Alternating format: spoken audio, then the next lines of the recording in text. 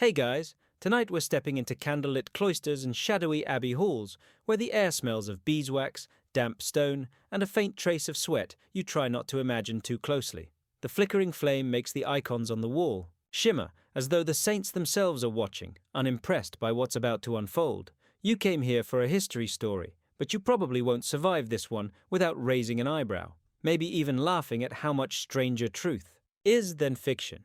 So, before you get comfortable, take a moment to like the video and subscribe, but only if you genuinely enjoy what I do here. And hey, while you're at it, drop your location and the time where you are right now. I love seeing how far across the world these stories travel. Now, dim the lights, maybe turn on a fan for that soft background hum, and let's ease into tonight's journey together. You're in a monastery. The year is somewhere in the 12th century, and silence is supposed to reign. Except, it doesn't. You hear the soft swish of rope against skin, followed by the whispered murmur of Latin prayers. A monk kneels on cold flagstones, shirt pulled aside, striking himself with a whip tipped in knotted cords. It's not meant to be entertainment, it's devotion, punishment, an attempt to draw nearer to God by disciplining the flesh. Yet, watching, you can't help but notice how the rhythm, the repetition, the strange mixture of pain and release feels less like piety and more like something darker, even indulgent. Self-flagellation was a very real practice among certain monastic orders, a way to atone for sins and to remind the body that it should never be too comfortable.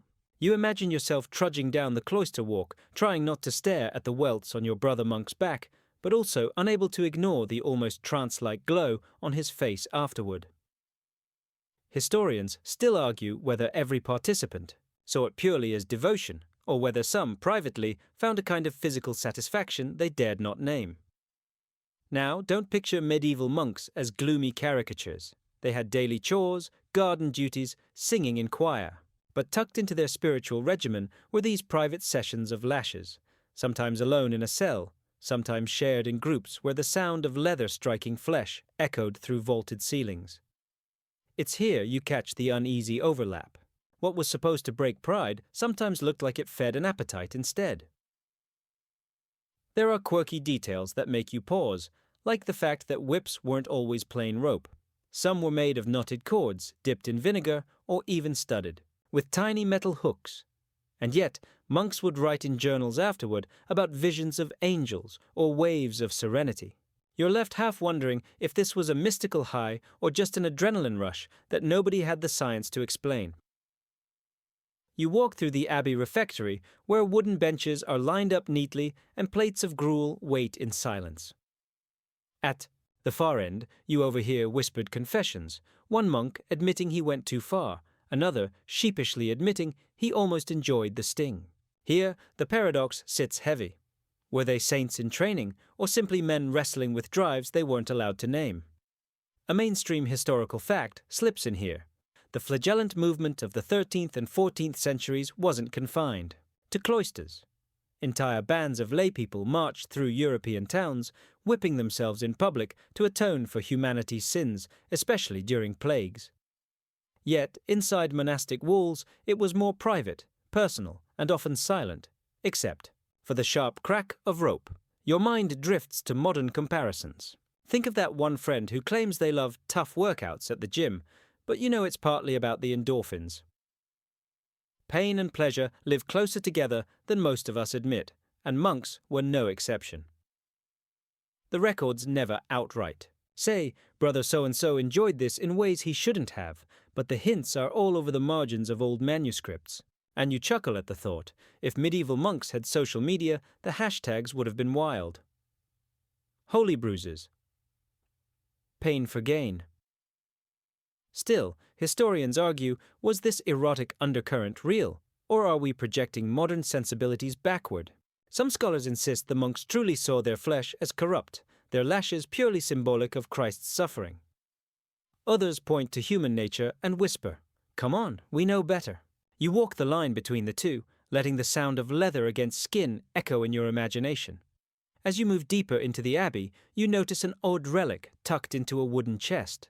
A whip carefully preserved, its leather darkened with age. The monks treated these instruments almost like sacred tools, You reach out in your mind, touching the brittle strands, and you can't decide if you're shivering from reverence or discomfort. Maybe both, and then one final quirky tidbit. In some places, communal whipping sessions were scheduled on Fridays, right before fish suppers. Imagine lining up in the cloister, everyone taking their turn, and then calmly heading to dinner. It's both chilling and oddly routine, like group yoga class, except with ropes and guilt. You leave the monastery tonight with that lingering mix of candle smoke and sweat in your nose. The echo of lashes, the whispered prayers, and the unsettling thought that beneath the piety was a secret layer of desire. You don't have to decide which version to believe. Just let the paradox sit there, humming like the low chant of monks across centuries. You step outside the monastery walls, the night air damp and sweet with crushed herbs hanging from the cloister garden. The monks aren't the only ones chasing strange highs. Villagers beyond those stone walls whisper about brews, powders, and little pouches tied under clothes, promising fire in the blood. The flicker of torchlight catches a woman stirring something thick and green in a cauldron. She drops in a pinch of fennel, a sprig of rosemary, and just a dash of powdered mandrake root. She stirs with the confidence of someone who knows this. Potion will make hearts race and cheeks flush. You hover nearby, curious but cautious, because in this world, the line between medicine, lust, and witchcraft is thinner than parchment. Herbal aphrodisiacs were a genuine part of medieval life. People truly believed that the right plant could inflame desire or restore a weary lover's strength. Some concoctions were innocent enough: honey, saffron, and cinnamon mixed into wine. Others veered into the strange: dried beetles, ground-up fish bladders, or even a smear of wolf fat. Historians still argue whether people actually felt effects from these brews or whether belief itself did all the work. Placebo or potent? Nobody fully knows. You wander through a market square, stalls piled high with bundles of sage, valerian, and yarrow. Vendors wink at you knowingly, offering recipes with cryptic promises: 1 spoon for passion, 2 for endurance. The air smells sharp, earthy, almost intoxicating. You can picture some medieval newlywed carrying a pouch of dried nettles tied to her garter, convinced that every step sends sparks to her husband's imagination. A mainstream fact. Many medieval medical texts, like those attributed to Hildegard of Bingen or translations of ancient Greek works, catalogued herbs not only for healing wounds, but also for stirring the humors of Venus. These manuals often framed it politely, restoring balance, awakening fertility. But let's be honest, half the readers were probably winking as they turned the pages. The quirky details, though, are where you grin. One popular love charm involved smearing goose fat on bread and feeding it secretly to the object of your desire. Imagine the awkward dinner invitation. Here, try this slice. Don't mind the shine. Another oddity. Powdered Spanish fly made from blister beetles was infamous. People believed it aroused passion, but in reality it just caused burning sensations and, well, let's just say, more discomfort than delight. Still, it spread across Europe like an herbal meme, whispered about in bathhouses and behind church doors. You can't help but laugh softly at the thought. Medieval couples didn't have modern dating apps, but they did have cupboards of suspicious tonics. Swipe left? No, sprinkle rosemary. Swipe right? Slip mandrake under the pillow. Some tales get darker. There are accounts of women accused of witchcraft because their lovers testified they'd been bewitched by a potion. A jar of herbs in the wrong place could become evidence in court. Yet, ironically, many of the same ingredients were also recommended by physicians. One hand calls it sorcery, the other calls it science. You sense the hypocrisy hanging in the air like incense. You wander into a tavern where the firelight dances on mugs of spiced wine. A man brags loudly that he took a special brew and kept his wife awake all night with joy. You smirk, imagining the poor wife rolling her eyes in silence. Another man leans in, swearing by dried oysters, a medieval echo of an idea that still lives on dinner menus today.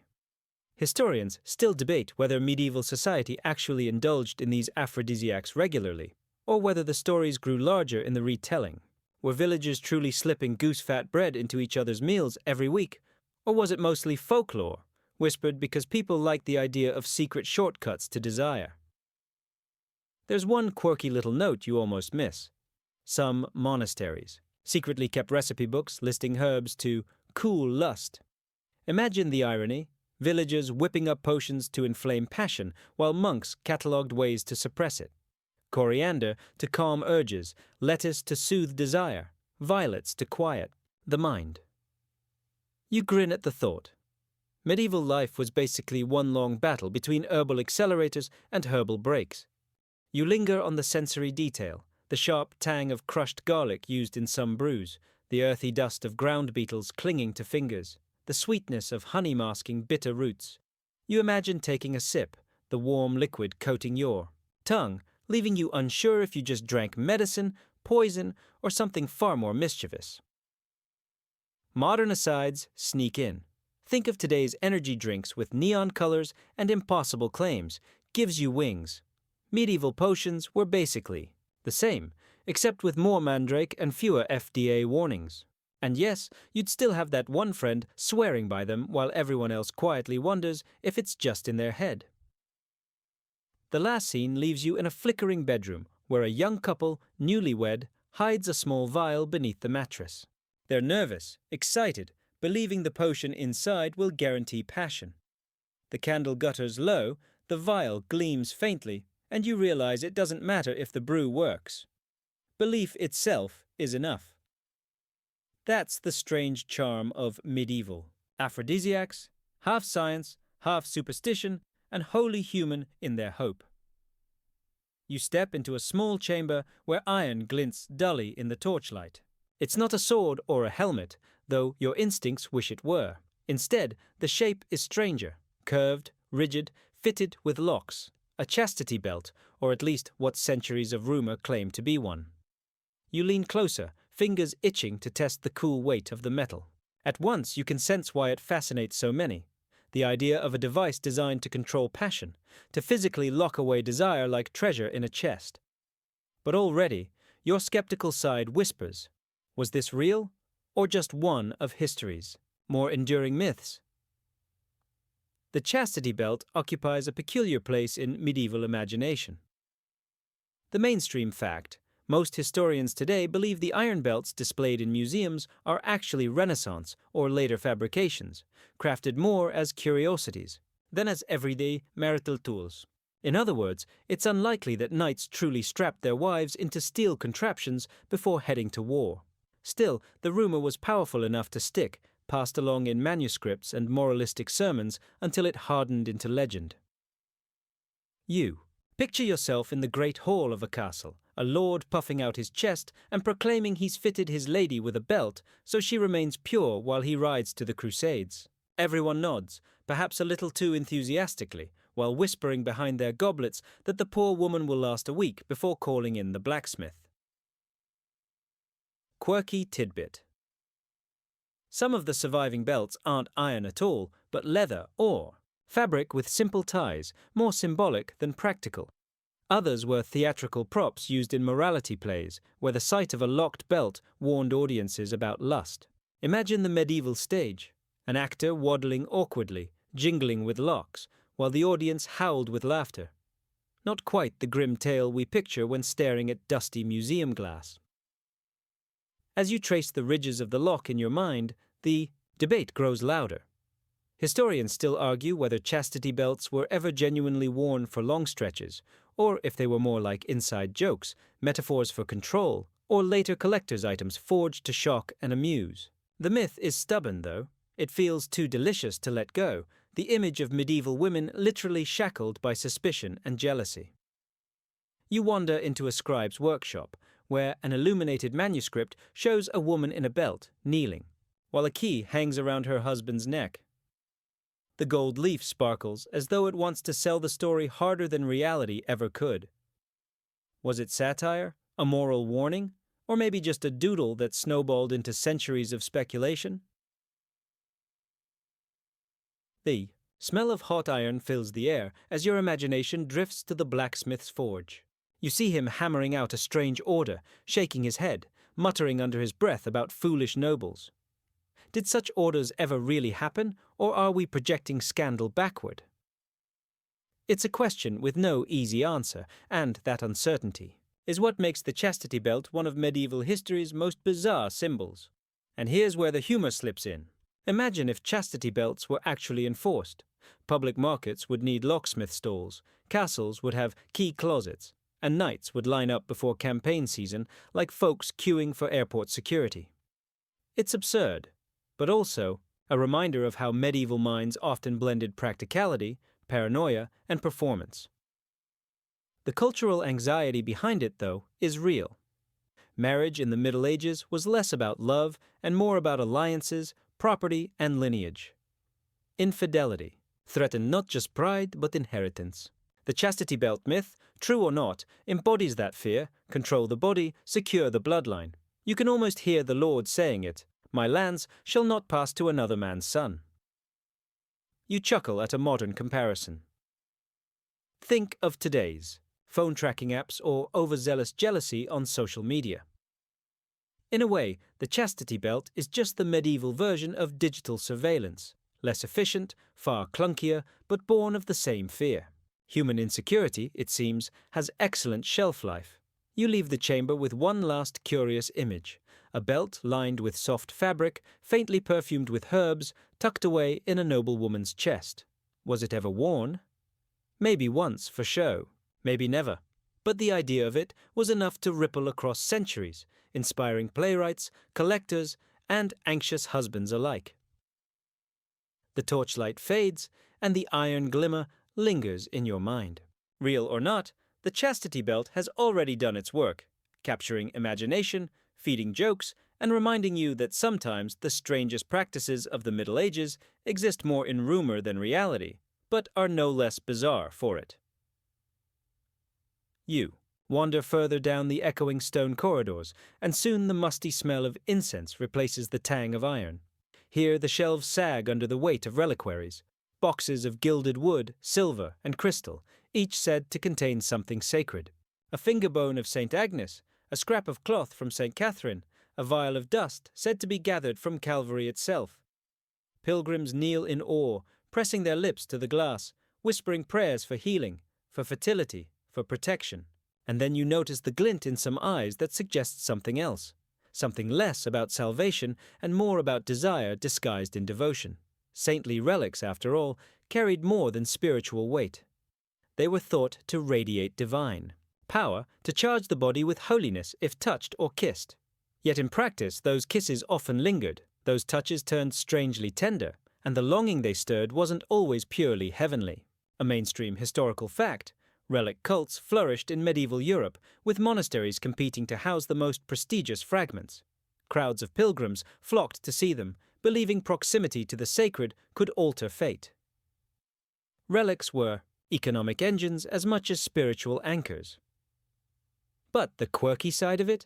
Some pilgrims sought relics specifically tied to fertility or sexual protection.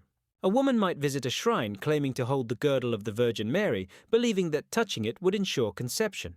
Men might pray before a saint's femur, hoping for potency. In France, a church kept a relic called the Holy Phallus of St. Priapus, a blending of ancient pagan fertility cult with Christian veneer. Historians still argue whether such relics were sincerely revered or whether they carried a wink and nod recognition that something more earthly was at play. You step into a dim chapel where pilgrims press forward eagerly. A woman lays her cheek against a reliquary, tears in her eyes, whispering her wish for a child. The priest looks solemn, but you can almost sense the subtle understanding. This isn't just a prayer, it's a plea to awaken flesh as much as soul. And over time, the stories grow. Couples claiming miraculous births after touching relics, men claiming newfound vigor after kneeling in the right shrine. Belief and biology blur until nobody can untangle them. You smirk at the irony. Medieval people, warned constantly against lust, found themselves brushing up against holy bones and garments with a fervor that bordered on the erotic. Even the language of relic devotion sometimes reads like love poetry. Caresses, kisses, longing for closeness. Imagine the awkwardness if saints could actually comment. "Excuse me, I'm trying to rest in peace here." the open scholarly debate, is fascinating. Some argue that sexual undertones in relic devotion are modern projection, that medieval pilgrims genuinely experienced only holy awe. Others point to marginal notes in manuscripts and bawdy pilgrim tales that suggest people weren't blind to the sensual side. Think of the Canterbury Tales, where Chaucer slyly hints at pilgrims whose piety seems a little too flushed in the cheeks. And, oh, the details get weirder. In certain regions, women would scrape dust from saintly bones, mix it into wine, and drink it as a fertility charm. In Italy, relics of milk from the Virgin Mary were shown to the faithful, tiny vials of pale liquid that sparked both reverence and curiosity. Skeptics whispered about fraud. Believers swore they could feel warmth spreading through their chests. Was it grace or placebo, or just the power of a very suggestive story? You stroll past reliquaries shaped like arms, legs, even entire miniature bodies, gleaming with jewels. To modern eyes, they look almost theatrical, like props from a fantasy film. But to medieval pilgrims, touching the sculpted hand of a saint could be a charged encounter, full of both spiritual electricity and hints of bodily yearning. A modern comparison slips in easily.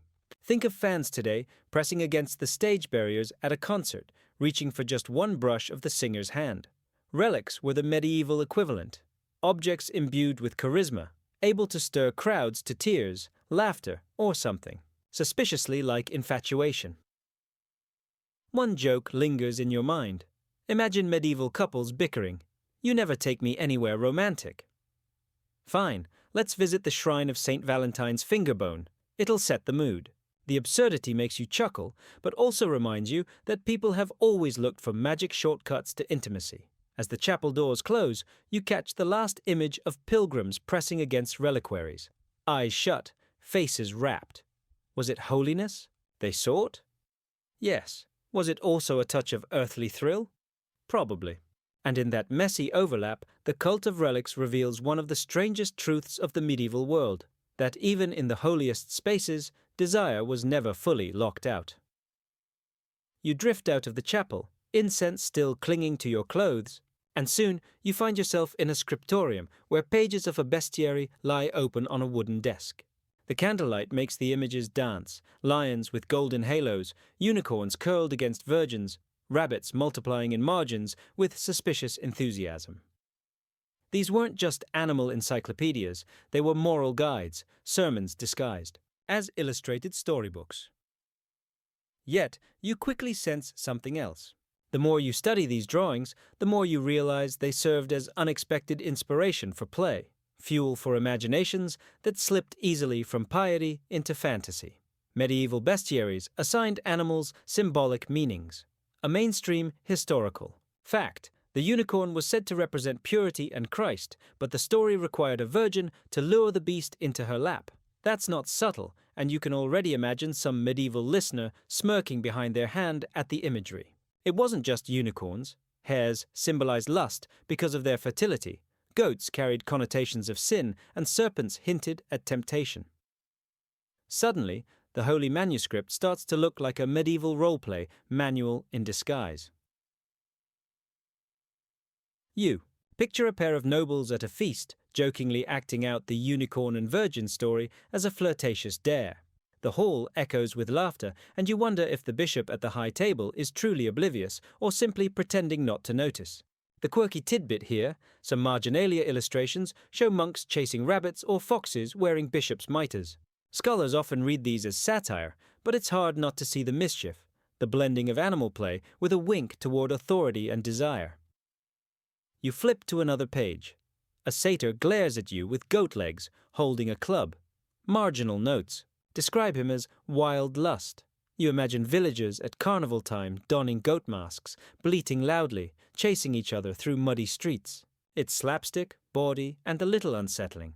Were these simply jokes or primitive forms of cosplay? Historians still argue whether medieval people acted out these bestiary themes in intimate settings or whether that's just our modern lens stretching the joke too far. Still, the evidence whispers. Court records mention masquerades where men dressed as beasts prowled around torchlit banquets. Women, in turn, wore garlands and pretended to tame them. It's playful, theatrical, and not so different from modern costume parties that conveniently loosen social boundaries. You chuckle. Medieval Tinder might have been as simple as showing up in a rabbit mask and hoping someone swiped right with a laugh. The sensory details are vivid. The smell of goat hides fresh from the tannery, the scratch of feathers sewn into carnival cloaks, the sound of wooden clappers mimicking animal calls. You can almost hear the giggles, the nervous excitement as people leaned into the absurdity.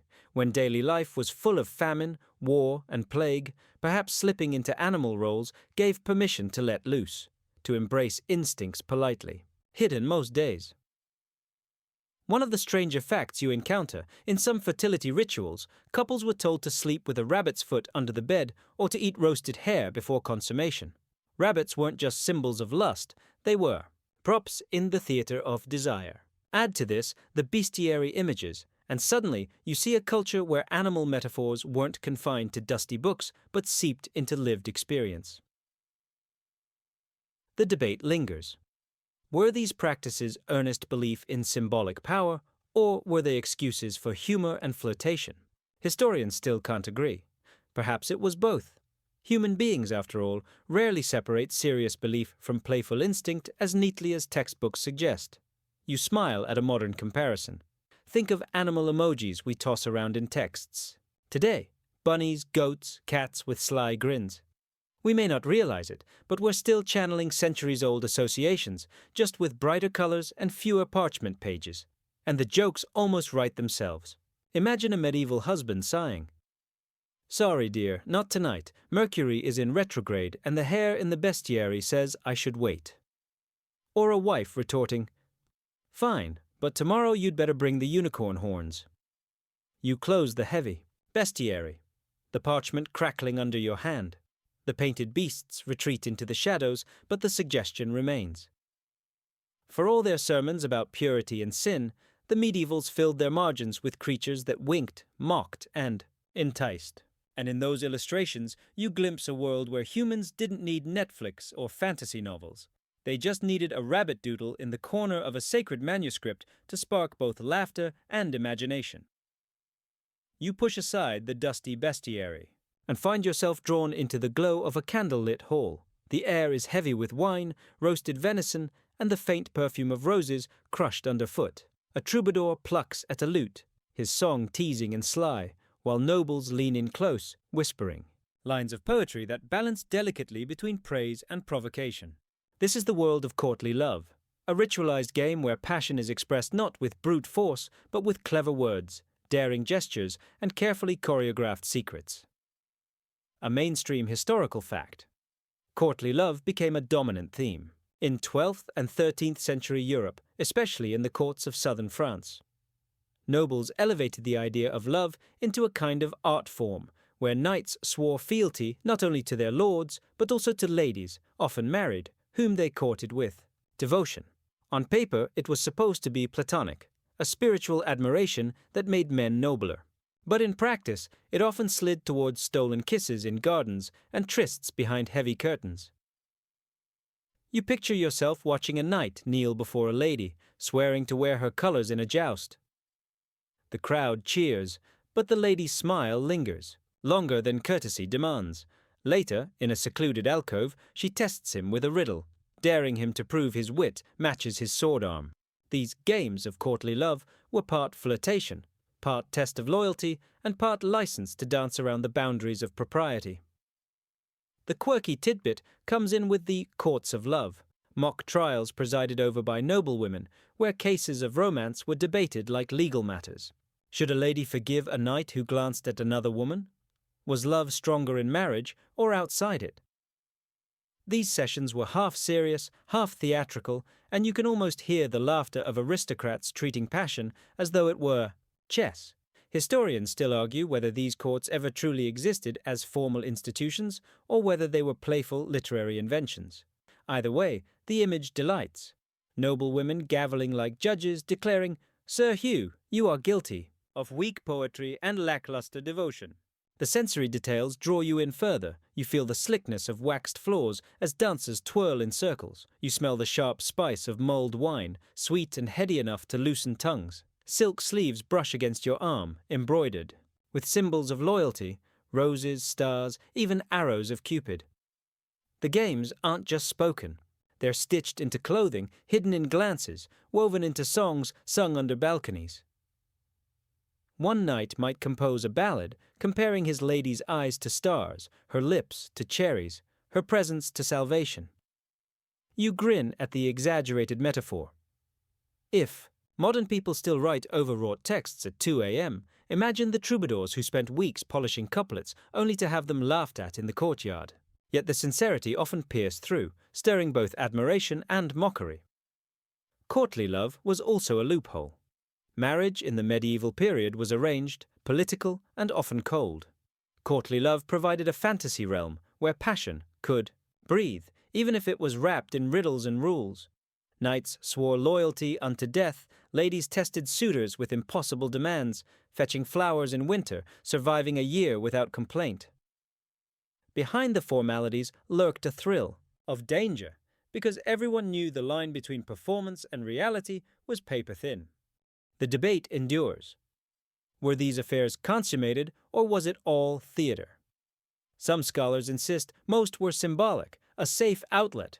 Others point to letters, poems, and scandals that hint strongly at secret consummations.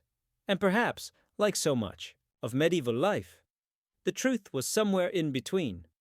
Sometimes pure poetry, sometimes midnight footsteps across cold stone corridors. A modern comparison sneaks in easily.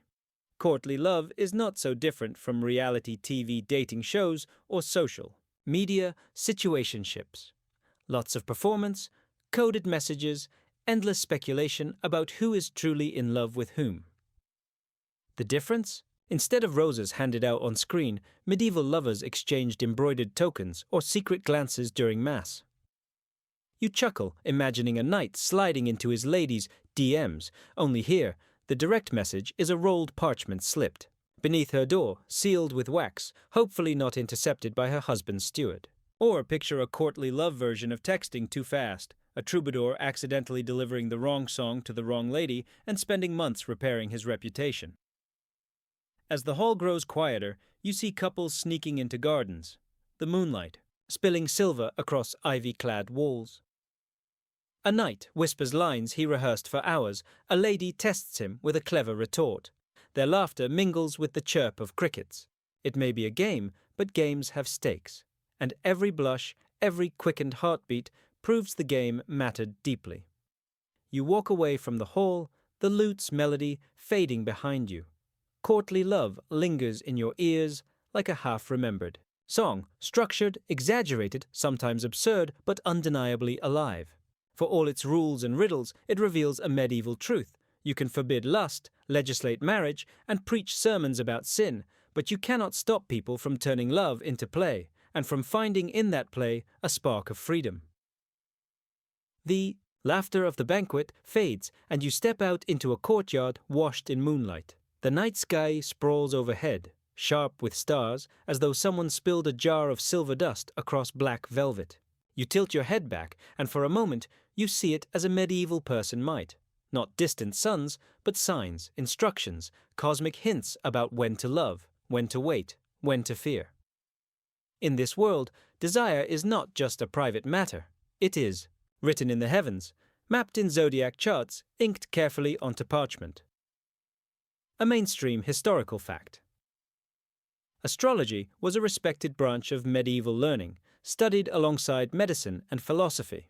Doctors used star charts to decide the best times for bloodletting or surgery, and by extension, people consulted the heavens for the timing of intimacy and conception.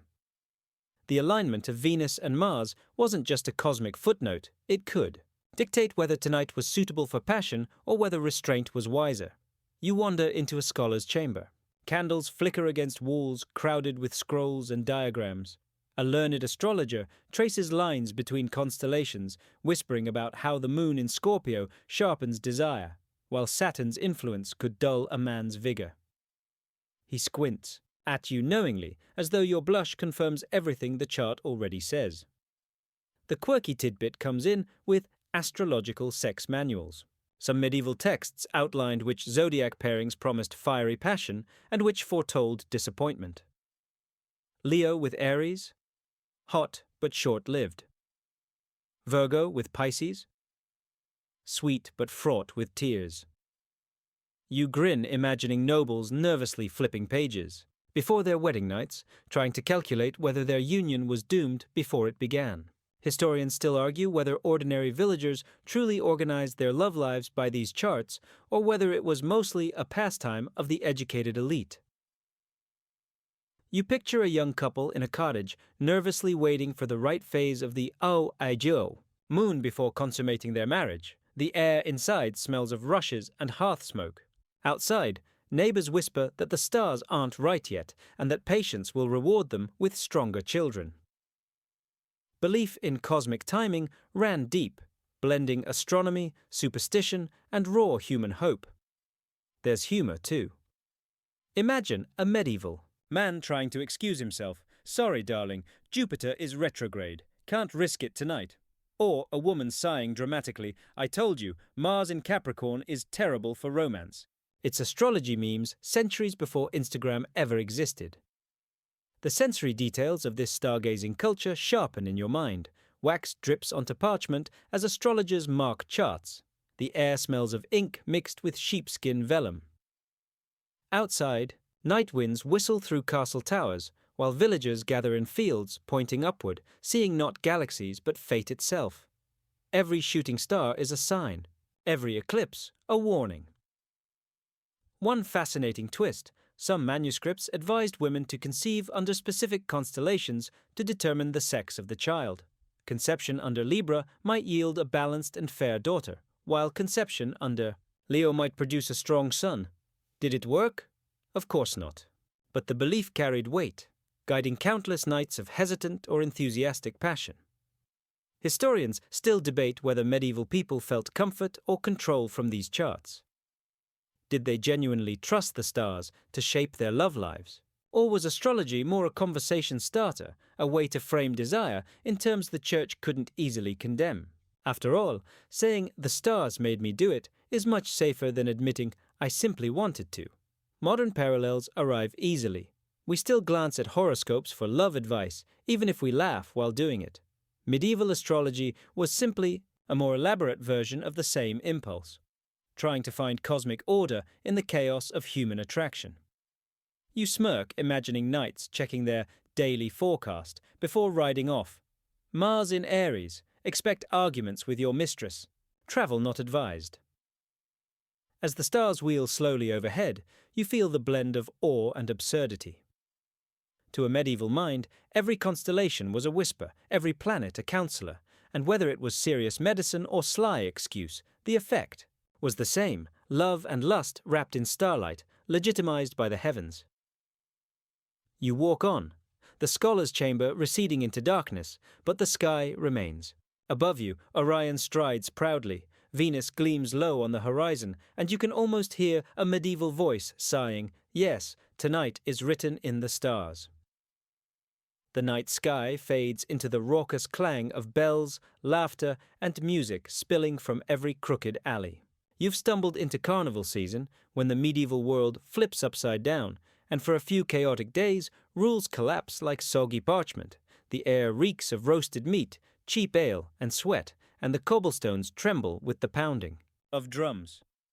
Children shriek with joy, adults sway with wine, and everywhere you look, people wear masks. Beasts, fools, saints, even crude parodies of bishops.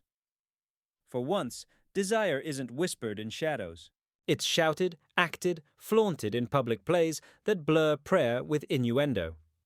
A mainstream historical fact: medieval Europe celebrated Feast of Fools, Carnival, and similar festivals where ordinary hierarchies were overturned.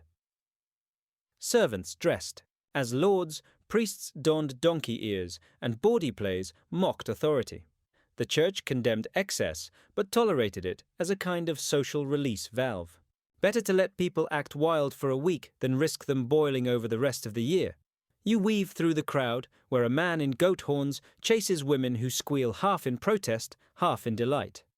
Behind him, a bishop made of rags delivers mock sermons about gluttony, punctuating every pious phrase with a wink and a rude gesture. The audience howls. These festivals weren't polite. They reveled in vulgarity, parody, and innuendo that would have been unthinkable in church the following Sunday. The quirky tidbit: in some towns, carnival parades included giant phallic processions. Wooden, poles decorated with flowers paraded through streets as fertility symbols. Villagers sang songs so rebelled they never made it into official records, though their echo lingers in fragments of folk verses. Historians still argue whether such parades were meant as true fertility rituals or whether they were just comedic exaggerations. Perhaps both. You catch the smell of wax and tallow torches, smoke blending with the greasy tang of roasted sausages. Costumes rustle as people shove past, some cross-dressed, others bare-legged under patched tunics. You see one woman dressed as a knight swaggering with a wooden sword, while a man in a veil pretends to faint at her compliments. Cross-dressing here is not scandalous. It's hilarious, freeing, a chance to explore roles forbidden in daily life. And there's more: mock weddings between animals and humans performed in town squares where someone in a cow mask marries a peasant. Audiences laughed themselves, hoarse at these scenes, but you can't help noticing the undercurrent. They were also commenting on real anxieties about lust, marriage, and social order. Historians still debate whether Carnival truly subverted authority or secretly reinforced it. Was the mockery liberating, or did it remind people that the church and nobility allowed only brief moments of chaos before order returned? Either way, for those nights, you can feel how intoxicating it must have been to shed rules and let instinct roar. You grin at the modern comparison. Mardi Gras beads, Halloween costumes, or pride parades echo the same energy: disguise, laughter, performance, desire unmasked by being masked. The human need to play with identity hasn't dimmed. It's just traded donkey ears for sequins. And the jokes are endless. Imagine a medieval husband stumbling home from carnival, reeking of ale, trying to explain to his wife, "It wasn't me dancing with the miller's daughter, it was the goat mask." Or a priest muttering during Sunday Mass, "May the Lord forgive us for whatever happened during the Feast of Fools." The sensory memory lingers strongest. Torches flickering against plaster walls, the press of sweaty bodies in narrow alleys, the sound of pipes and drums echoing into the night. You see peasants laughing until they cry, nobles sneaking into taverns in disguise, priests watching with both horror and envy. Carnival made the whole town into a stage, and for a few glorious days, even the most bizarre desires were performed out loud. As dawn breaks, masks are pulled off, costumes folded away, ashes scattered in preparation for Lent. But the memory of misrule clings to the air like spilled wine on cobblestones. For a moment, you felt the joy of being unchained from rules, and you realized that for medieval people, Carnival was as close as they came to rehearsing a world where nothing was forbidden. The rattle of drums fades into a softer sound. Water, lapping against stone. You follow it into a vaulted chamber lit by shafts of steam where the air smells of wet wood and human skin. Welcome to the medieval bathhouse, a place that began with hygiene but quickly blurred into gossip, flirtation, and sometimes scandal. You shrug off your cloak in imagination and step into the heat, where strangers sit side by side, chatting, laughing, and occasionally sliding into mischief. A mainstream historical fact. Public bathhouses flourished in many European towns between the 12th and 15th centuries, often inspired by Roman traditions and by contact with the Islamic world. For a while, they were considered wholesome, places to cleanse, socialize, even conduct business. But as time went on, reputation soured. Preachers began warning that bathhouses were less about soap and more about sin. You lower yourself into the steaming pool, the water tinged faintly with herbs, rosemary, sage, sometimes even mint, tossed in to mask the sweat of the crowd. Around you, men and women mingle, sometimes separated by partitions, sometimes not. the line between cleansing and caressing isn't always clear. Couples lean close, whispering in corners, while attendants pour warm water over shoulders with hands that linger too long. The quirky tidbit? Some bathhouses offered food and drink right in the pools, platters of roasted meat and goblets of wine balanced on wooden floats. Imagine gnawing on a chicken leg while half submerged, grease dripping, into the bathwater. Not exactly the sterile spa you picture today. It was a mix of indulgence and absurdity, more tavern than temple of hygiene. Historians still argue whether every bathhouse doubled as a brothel, or if only certain notorious ones earned that reputation. The sensory details thicken around you. Steam curls against timbered ceilings, making torches sputter. You hear the squeal of a lute being played off-key, the laughter of patrons too deep into their cups. The stone floor is slick, the water cloudy, and someone sneezes in the corner, reminding you of the less glamorous side of communal bathing. You chuckle at a modern comparison. Medieval bathhouses were like a mix of a gym hot tub, a dive bar, and a dating app all in one. Looking for love? Just check the third pool to the left. You can imagine the awkwardness of running into your parish priest while you're half naked, trying to pretend you're there purely for cleanliness. Records tell of scandals. Knights. Caught in compromising situations, merchants bankrupting themselves on endless rounds of wine and bath attendants. In Nuremberg, city officials tried repeatedly to regulate bathhouses, forbidding mixed bathing or requiring attendants to be older women. But rules rarely lasted. The demand for indulgence was stronger than sermons. Historians still debate the IG balance. Were bathhouses primarily for hygiene vital in an era without indoor plumbing, or were they, as critics charged, hotbeds of vice? The truth likely shifts with each city, each generation. Yet the lingering jokes in medieval literature suggest that, at least in popular imagination, bathhouses were synonymous with pleasure. One particularly odd belief was that hot baths could cure infertility. Couples would soak together, believing the heat opened the body's channels. Physicians prescribed it with a straight face, though skeptics pointed out the obvious. Warm water might relax muscles, but it wasn't exactly medical science. Still, the hope was enough to keep people returning. You grin, imagining bathhouse pickup lines. Care to share a bucket of sage water? Or, I reserved the corner tub. It's more private. The whole scene feels both bawdy and strangely familiar, proof that human flirtation finds a way no matter the century. The sensory picture sharpens as you leave, wet footprints smearing. Across cobblestones, laughter echoing down alleys, steam rising into night air. By dawn, the pools are murky, the benches strewn with forgotten goblets, and the city begins whispering about who was seen with whom. The bathhouse doors close, but its reputation lingers like damp heat on your skin. For medieval people, stepping into a bathhouse was never just about washing dirt away. It was about stepping into a space where social roles softened, where gossip ran as freely as water, and where the strange overlap of hygiene and hedonism made every splash suspicious. The steam of the bathhouse thins, and in its place you hear the faint creak of wooden pews, the murmur of voices reciting prayers. You slip into a shadowed chapel, where candle flames tremble against stone walls, and here desire hides beneath the cloak of religion. For in the medieval imagination, monasteries and nunneries weren't always the chaste havens they were supposed to be. Instead, they sometimes became whispered settings for forbidden affection, secret trysts, and scandals that echo centuries later.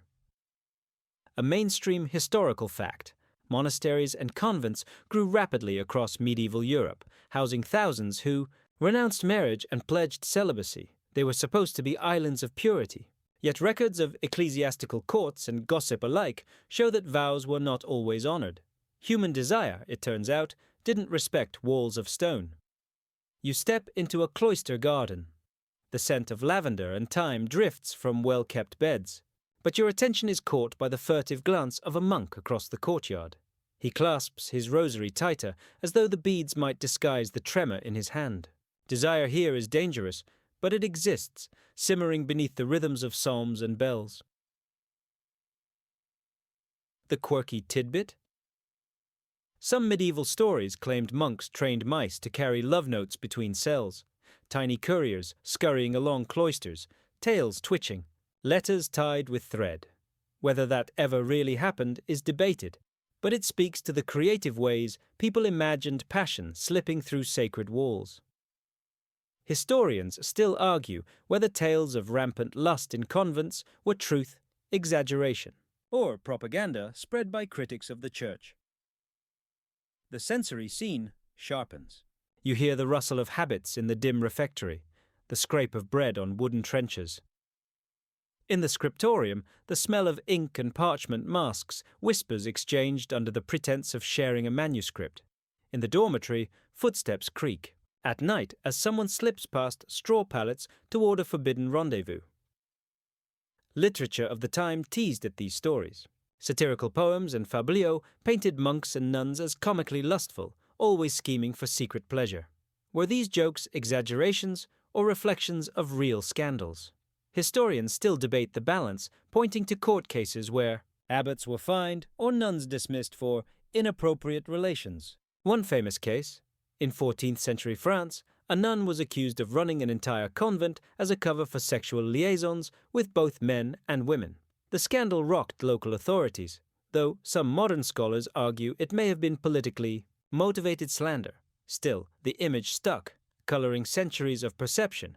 You chuckle, imagining medieval excuses, "Sister, I was merely delivering extra candles," or "Brother, I was instructing her in Latin declensions." Somehow, it always sounds more suspicious after curfew bells. There's also the theme of mystical visions blurring with bodily longing. Some saints described encounters with divine love that, when read closely, sounds startlingly sensual. Was it purely spiritual language, or were they channeling suppressed feelings through visions? Historians still argue, though you can't help smirking at the overlap between ecstasy of the soul and ecstasy of the flesh. The sensory details darken. Stone corridors lit by guttering lamps, chants echoing off arches, a heavy silence after Compline broken by a quick giggle or a stifled gasp. The tension between sacred vows and human nature saturates the air like incense. Modern parallels come easily. Tabloids about scandals in institutions of celibacy, or whispered stories from strict boarding schools. The pattern repeats, wherever desire is forbidden, it often grows more inventive. As you leave the cloister, you feel both the weight of devotion and the inevitability of temptation. Medieval monasteries weren't universally dens of scandal. Many were genuinely pious. Yet the mere existence of those whispers, those court cases, those jokes in fabliaux, proves how bizarrely entangled sex and sanctity became in the medieval imagination. The hush of cloisters fades, replaced by the thump of feet on wooden stages, the roar of laughter spilling from crowded squares. You've wandered into the world of medieval theatre, where morality plays share space with bawdy comedies, and where audiences came not just for lessons about sin, but for outrageous jokes about lust, marriage, and everything in between.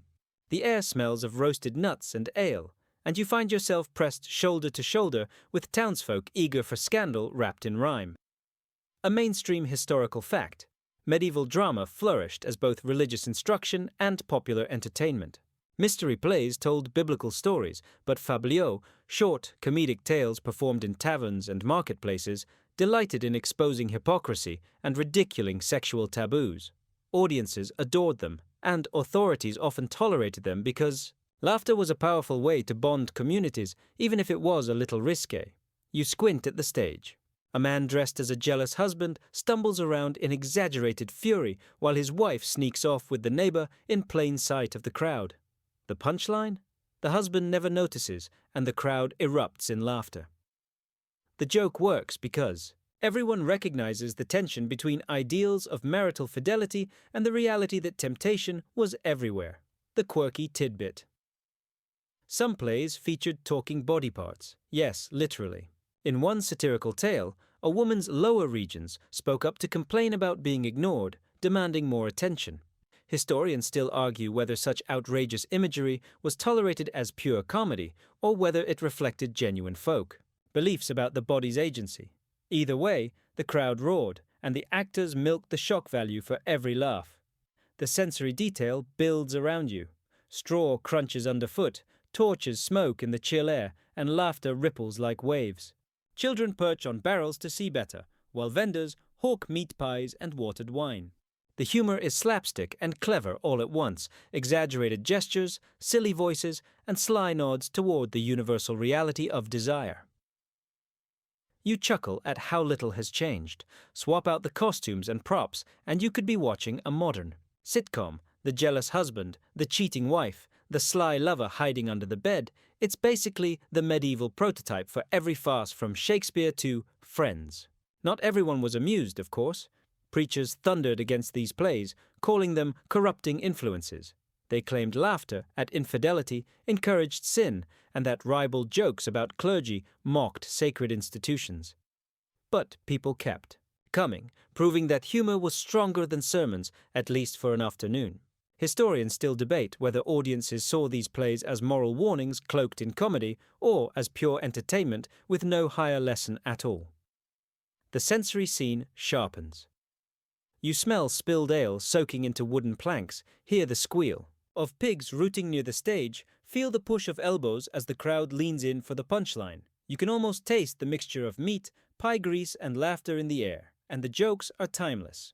Imagine an actor quipping, "A husband's eyes are as sharp as a spoon," or the crowd heckling, "Check under the bed, you fool." These lines worked because everyone knew the dangers of jealousy, temptation, and hypocrisy. Comedy thrived on exposing the gap between the rules society preached and the messy reality of human desire. One of the strangest elements is how theatre blurred with ritual. In some processions, religious pageants included comic interludes so crude that clergy cringed while townsfolk howled with joy. The idea that a sacred festival could feature a fart joke in the middle of a sermon's reenactment is both bizarre and oddly human.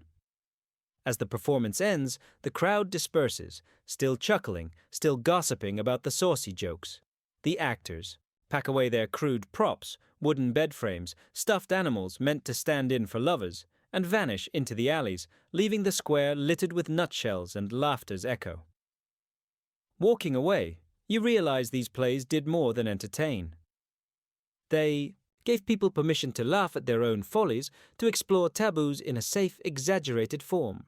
In a world heavy with rules and sermons, medieval theatre was a rare chance to giggle at the absurdity of desire, even when it turned bizarre. The echo of laughter fades into the creak of hinges and the shuffle of boots on dusty floorboards. You've stepped into a chamber that feels less like theatre and more like a dungeon of curiosity. Shelves sag with jars of herbs, bones, and strange powders. In the center sits a table where a cloaked figure arranges candles in precise patterns. Welcome to the realm of magical remedies, amulets, and the bizarre sexual superstitions that threaded through medieval medicine. A mainstream historical fact, medieval medicine was built on a mixture of classical texts, folk traditions, and religious authority. Physicians relied on the humors, blood, phlegm, black bile, yellow bile, to explain both sickness and desire. Too much heat in the body, they said, could make someone overly lustful. Too much cold could make them frigid. Balancing lust was, in their eyes, a medical challenge as real as curing a fever. You glance around at the remedies, a dried toad's foot tied to a belt, supposedly to enhance potency. A sprig of rosemary placed under the pillow, believed to stir affectionate dreams. The smell of sulfur from a dish of powdered minerals fills your nose, acrid and sharp. You hold back a sneeze, though it seems that might count as part of the treatment. The quirky tidbit? Some believed that wearing a rabbit's testicles in a pouch around your neck increased fertility. Imagine explaining that accessory at a dinner party. Oh, this? Just a little charm for family planning. Historians still argue whether people genuinely believed in the power of these amulets or whether they functioned more like cultural placebos, offering comfort in a world of uncertainty. The sensory details deepen, wax drips down candlesticks. The pages of grimoires crackle as they're turned, and the air buzzes faintly with whispered Latin incantations.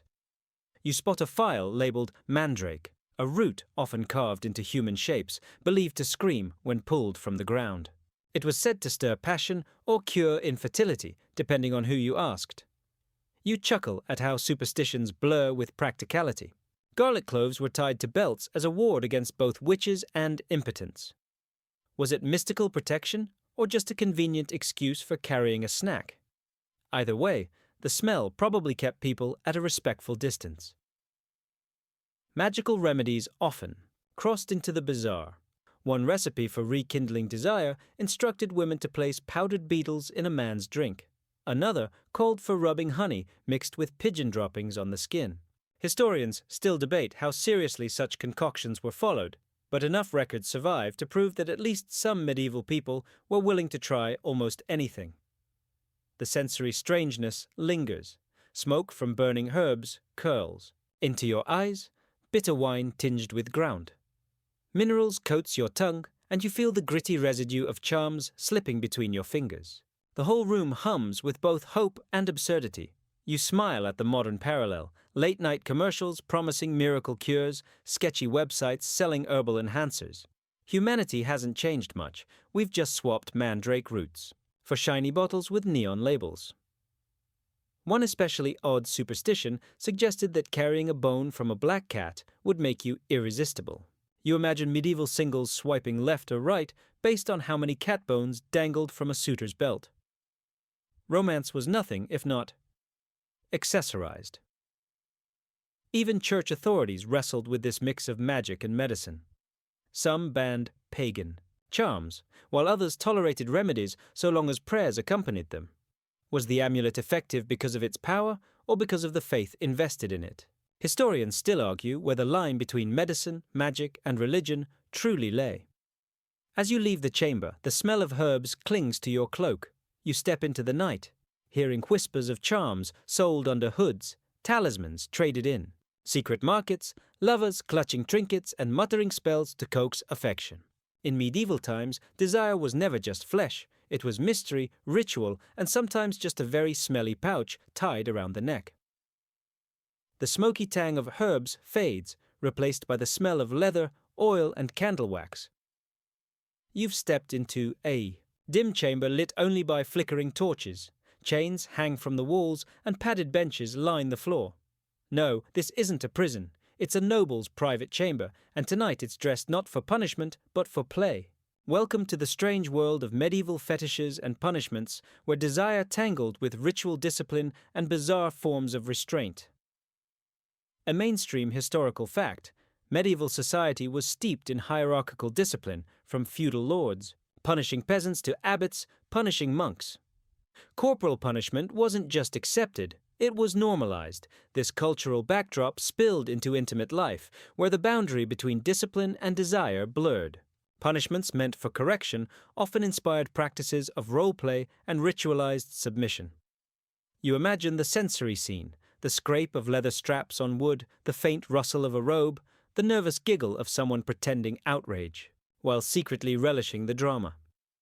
A knight's gauntlet clinks as it's set aside, exchanged for something less lethal but equally commanding. The quirky tidbit? Some records suggest couples used birch branches not only for penitential flogging, but also for stirring arousal. Historians still argue whether these references were playful metaphors or literal practices in noble households. Either way, it hints at the odd crossover between punishment and pleasure that makes you arch an eyebrow centuries later. The air thickens with contradictory feelings, shame mingling with thrill, devotion twisting into performance. Religious rituals, of flagellation, monks whipping themselves to purge sin, sometimes took on a strangely charged quality. Outsiders whispered whether the line between holy pain and forbidden pleasure blurred in those candlelit chambers. Even the language of mystics, full of ecstasy and submission, invited sly interpretations. You can't help but smirk at how humans managed to invent medieval cosplay. Lords donned executioners' masks, ladies staged mock trials, and wooden paddles were carved as carefully as jewelry boxes. Roleplay allowed people to flirt with authority in a society obsessed with hierarchy. The sensory details sharpen. You hear a hiss of rope pulled taut, the smack of leather against skin, the startled gasp muffled in torchlit shadows. The air smells of sweat and wax, mingled with laughter that betrays the theatrical nature of it all. Some chronicles even describe public punishments that veered toward the performative. A cheating spouse paraded through the streets with mocking signs, the humiliation turning into a strange kind of communal theater. Did such scenes ever secretly thrill the participants? Historians still debate, though satirical poems hint that some people found illicit fascination in public shame. You grin at a modern callback. Medieval punishments were basically live action. Reality TV. Picture a crowd watching their neighbor get dunked in a pond for suspected infidelity. Half the town might be horrified. The other half whispered bets on whether she'd climb out laughing. Of course, not all fetishes were light-hearted. Some nobles commissioned elaborate chastity punishments, locking spouses into contraptions that mixed discipline with desire. These devices straddled the line between control and cruelty, and whether they were actually used or just threatened remains a hotly contested scholarly debate. The sensory tone lingers, iron keys jangling, a blindfold's soft fabric brushing. Your cheek, the faint sting of a switch followed by silence. You realize that, like so much else in medieval life, what began as discipline often transformed into theater, ritual, or play. As you leave the chamber, the torches gutter behind you. The clink of chains fades, replaced by your own quiet laughter. The medieval world might have cloaked these practices in seriousness, but you can't shake the sense that behind locked doors, people discovered ways to turn punishment into its own peculiar performance of pleasure. The clink of chains and the hush of secret chambers fade, replaced by the clang of a courtroom bell and the murmur of townsfolk squeezing into benches. You find yourself in a medieval trial where the subject is not theft or heresy, but something considered darker, stranger, and whispered about in scandalous tones, charges of sodomy. The air is heavy, tense, filled with both fascination and fear. A mainstream historical fact. In many medieval European courts, sodomy was a catch-all term, not just for same-sex relations, but for any sexual act deemed unnatural by the Church. This meant a bewildering range of practices could fall under suspicion, from intimacy outside marriage to behaviors considered improper even within it. Punishments varied, sometimes a fine, sometimes public humiliation, sometimes, tragically, execution. You hear the scratch of a clerk's quill as accusations are read aloud. The crowd leans forward, some eager for gossip, others grimacing in disgust. You smell ink mingled with sweat, the musty tang of damp wooden beams overhead, and the faint sweetness of candles burning down to their wicks. The quirky tidbit? In Florence during the 15th century, city officials created the Office of the Night, a bureaucratic body dedicated entirely to investigating sodomy. Imagine a government department today existing just to track who's sneaking into whose bedchamber. Was that oddly specific? Historians still argue whether the sheer number of cases recorded meant sodomy was unusually common, or whether the office itself inflated records to prove its own importance. The sensory detail of the trial deepens. You hear the defendant's nervous voice tremble, see their hands twist at the edge of a tunic, and catch the low snickers of youths at the back of the room. It's theater, in a way, except the actors are unwilling, and the stakes are life and death. You can't help but notice the hypocrisy. Many accusers were clergy or nobles who themselves faced rumors. One chronicler joked that prosecuting sodomy was like throwing stones from a glass house. You imagine townsfolk whispering, "Afterward, didn't the judge himself spend a little too long in the bathhouse last week?" Some punishments were bizarrely theatrical. A guilty party might be paraded with mock tails pinned to their tunic, a cruel parody meant to suggest animalistic behavior. Others were forced into pilgrimages as penance, an odd mix of punishment, and forced road trip, trudging across Europe in shame. Historians still debate how much of this was sincere moral panic and how much was political maneuvering. Accusations of sodomy were powerful weapons in rivalries, especially in Italy and France. Want to ruin an enemy's reputation? Whisper about unnatural acts, and suddenly their career collapses. In this way, desire itself became a battlefield. You imagine the sensory sting of humiliation, a jeering crowd, rotten fruit flying, the taste of mud on lips after stumbling in stocks. Yet beneath the cruelty lies the strange fascination of a society obsessed with regulating what it feared most: private desire. Of course, not all stories ended in tragedy. Some courts quietly dismissed charges, either because bribes were paid or because the accused was too well connected. Others vanished into sealed records, leaving historians today guessing at what truly happened behind those closed doors. You smile wryly at the thought of medieval gossip spreading after the trial. Someone probably leaned across a tavern table, whispering the latest scandal while sipping ale. In a sense, sodomy trials weren't just punishments. They were prime entertainment, grim as it sounds. The medieval world loved a good story, even when it ruined lives. As you leave the courtroom, the gavel's echo fades, replaced by your own footsteps on cobbles slick with rain. The memory lingers. A society both obsessed with and terrified of the very practices it condemned. The paradox feels familiar. You've seen it in headlines even now, centuries later. The rain-soaked cobbles outside the courtroom glisten in torchlight, but soon you find yourself entering an entirely different kind of cloistered world. The heavy oak doors creak shut behind you, and suddenly the bustle of the town vanishes. You're inside a convent. Stone walls echo with faint hymns.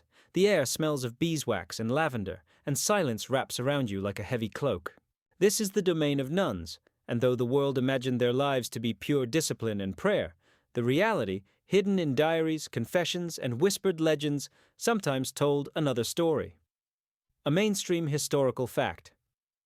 Convents were not only religious centers, but also educational institutions. Many young women of noble families entered as girls, often without much choice, and lived out their entire lives in these enclosed communities. Cut off from men, their relationships, spiritual or otherwise, often took on an intensity outsiders barely understood. Some of the most beautiful medieval love letters ever discovered were penned not between knights and ladies, but between nuns themselves. You walk slowly through the cloister, hearing sandals scrape across flagstones, the soft swish of habits against stone, and the distant thrum of chanting. Candles flicker along the walls, painting golden halos on damp plaster. In that quiet, it's easy to imagine feelings deepening, slipping between spiritual devotion and something more intimate. The quirky tidbit? A 12th century nun named Hildegard of Bingen described mystical visions so ecstatic that later readers half joked she sounded like someone writing erotica under the guise of divine inspiration. Historians still argue whether these visions were spiritual metaphors or coded descriptions of physical sensations that Hildegard herself barely understood. Diaries reveal more down-to-earth details. Some nuns wrote of hugging or kissing in ways that startled later readers. Others described punishments in which discipline blurred with tenderness. One letter survives where a nun scolds her beloved sister for not visiting her cell enough, writing with the urgency of any lovesick partner. The sensory details bloom around you, the musty sweetness of parchment, the sharp scent of ink, the warmth of bread baking in the convent's kitchen. Against this domestic backdrop, the emotional charge of secret affection feels even stronger, desire hiding within the ordinary, like fire glowing under ashes. You can't help but grin at how convents unintentionally became one of history's first all-girl boarding schools, the same dynamics that make modern teen dramas messy, the intensity, the rivalries, the crushes, echo here, just wrapped in veils and cloisters. Some stories turned darker. Rumors circulated about priests abusing their role as confessors or bishops visiting convents under the guise of spiritual guidance. Inquisitors recorded confessions so strange and lurid that historians still debate whether they reflect truth or the fevered imagination of interrogators. Yet not all intimacy was condemned. In some convents, deep female friendships were celebrated openly, even ritualized. Spiritual marriages were sometimes blessed between nuns, formal bonds of devotion that may have carried emotional and physical closeness. Historians still argue how much these unions resembled actual marriages versus symbolic partnerships. The sensory pull deepens, fingers brushing over carved wooden prayer beads, the echo of whispered secrets in dormitory shadows, the feeling of cold stone pressing against your back as you share confidences with someone forbidden.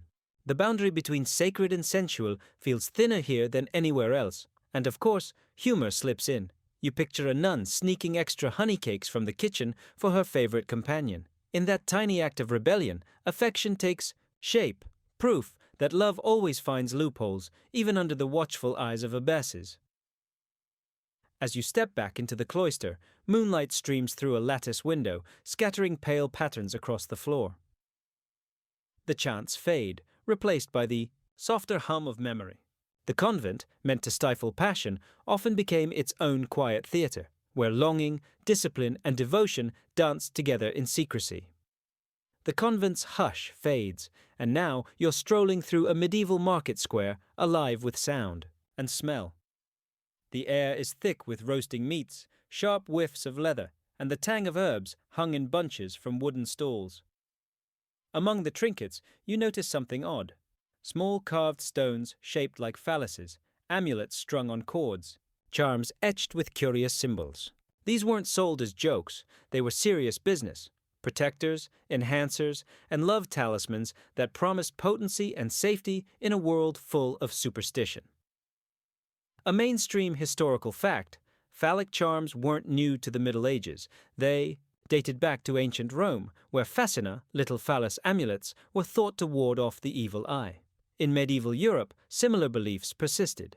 Farmers tied charms to livestock, women wore them against infertility, and soldiers carried them into battle. The carved symbol wasn't dirty, it was protective.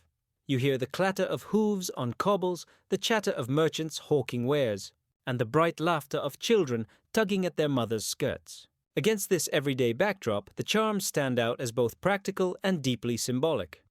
Touch one, and it's cool stone beneath your fingers, smooth from years of being handled like a worry bead.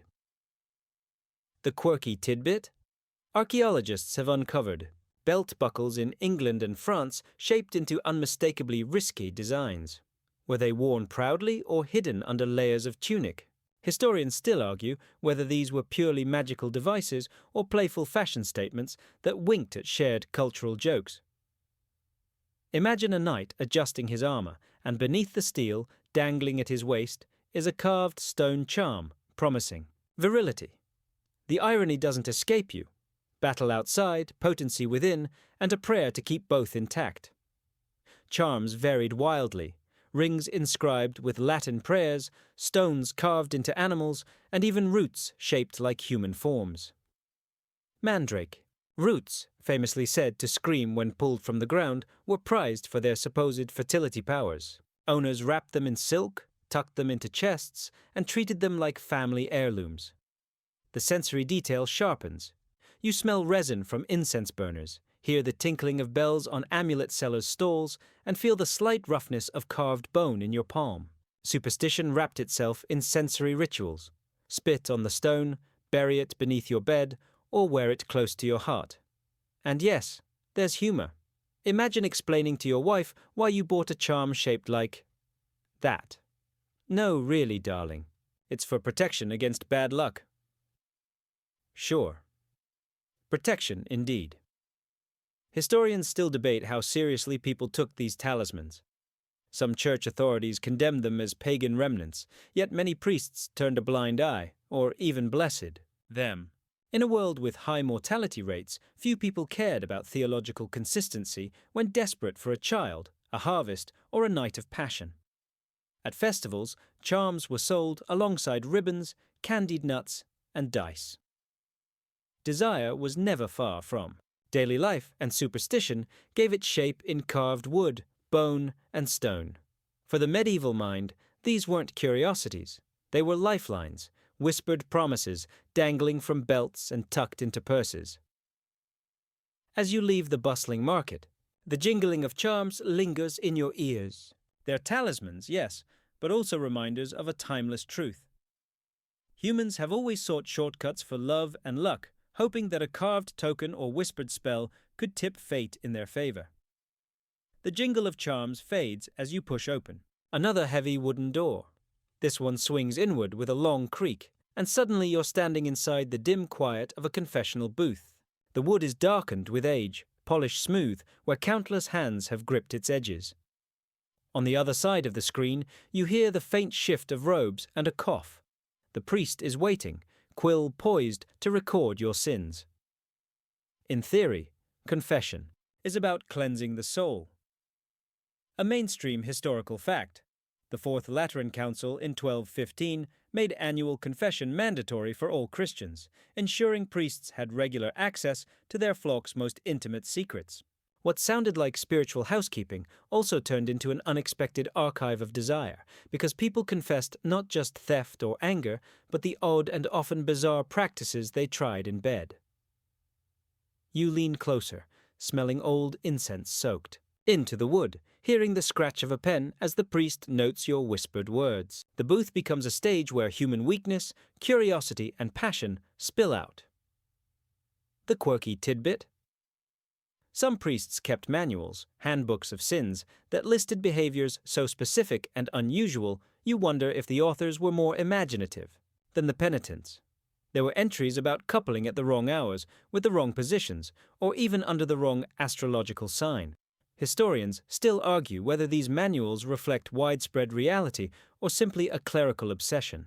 With cataloguing every possible slip-up, you picture the priest on the other side, face impassive, though perhaps inwardly raising an eyebrow at your admission of trying crocodile dung contraception.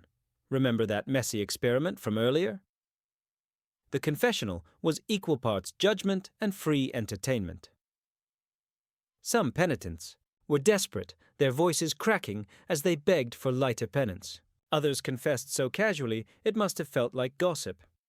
And sometimes priests themselves blurred the line. Stories survive of confessors who used their role to coax further details, or worse, to exploit the vulnerable.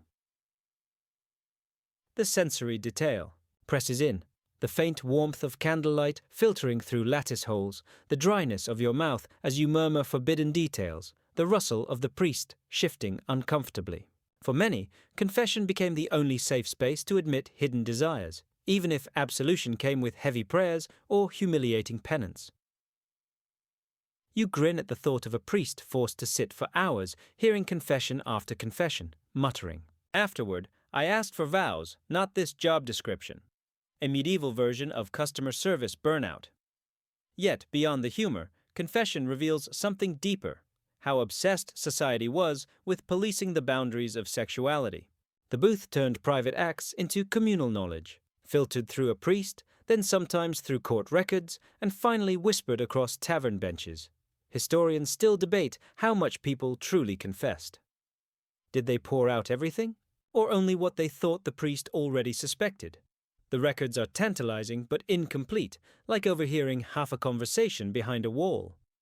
As you step back from the confessional, the booth seems less like a holy space and more like a time capsule of humanity, awkward, messy, endlessly inventive in its longings. The door closes with a thud, but the murmurs of countless voices seem to echo inside, carrying centuries of secrets that were never as secret as they hoped. The door of the confessional swings shut, and when you step outside, the air feels different, cooler, lighter, as though the medieval night itself exhales. The marketplace noise has faded, the convent chants are only memory, and the laughter from festivals has grown faint. You find yourself at the edge of a new age, watching the horizon glow with the colors of dawn. The Renaissance is stirring, reshaping not just art and science, but also the way people think about love, desire, and the body. A mainstream historical fact, by the 15th and 16th centuries, medical treatises began to circulate more widely thanks to the printing press. Physicians published books on anatomy, fertility, and reproduction, with diagrams that shocked and fascinated readers. Suddenly, sexuality was not only whispered about in confessionals or acted out in festivals, it was sketched, printed, and debated in ink. The human body became a subject of curiosity rather than just shame. The quirky tidbit: some Renaissance alchemists believed they could distill liquid aphrodisiacs from bizarre ingredients, like powdered emerald or distilled gold, claiming that these substances heightened passion. Were people actually sipping molten treasure for the sake of romance? Historians still argue whether such recipes were meant literally or as coded metaphors for inner transformation. The sensory detail deepens. Sunlight catches on frescoes, music drifts from lutes, and the faint clink of a printing press fills the air. The same world that produced Michelangelo's David also produced manuals cataloguing sins with even more precision, showing that curiosity and control marched side by side. You can't help but smile at the irony. After centuries of bizarre practices, crocodile dung contraceptives, holy relic fetishes, talismans carved like body parts, the Renaissance brought no tidy resolution, only new contradictions. The age of reason dawned, but human desire remained, as gloriously irrational as ever. As the light grows warmer and the city wakes, you feel the story winding down, like a candle burning to its final wick. All the strange rituals, whispered confessions, and secret experiments blur into a single truth. People have always searched for ways to shape, understand, or tame desire, and they've never quite succeeded. And now, the pacing slows. Your footsteps soften, your breath matches the quiet rhythm of morning, and the imagery stretches into something gentle. Picture a library bathed in golden light, the spines of ancient books glowing softly. Outside, the world hums with possibility, yet here, inside the hush, time slows to a lull. The voices of monks, pilgrims, nuns, and lovers recede like distant echoes. The charms and amulets rest heavy but harmless in forgotten drawers. The confessional stands empty, its wood cool, its secrets sealed, and all those festivals and misrules dissolve like mist, leaving only a quiet sense of humanity, flawed, inventive, endlessly curious. You're left with an image of candlelight guttering low, of parchment curling at the edges, of stone cloisters standing silent after centuries of whispered prayers and laughter. Whatever the era, whatever the ritual, desire always finds its way, sometimes bizarre, sometimes beautiful, always recognizably human. Now, let the last of the story fade, like music played too softly to follow. Feel your eyes grow heavy, your mind float gently between memory and dream. The medieval world drifts away on the hush of history, leaving you calm, safe, and steady in the present. Sleep comes easily when the past has been put to rest.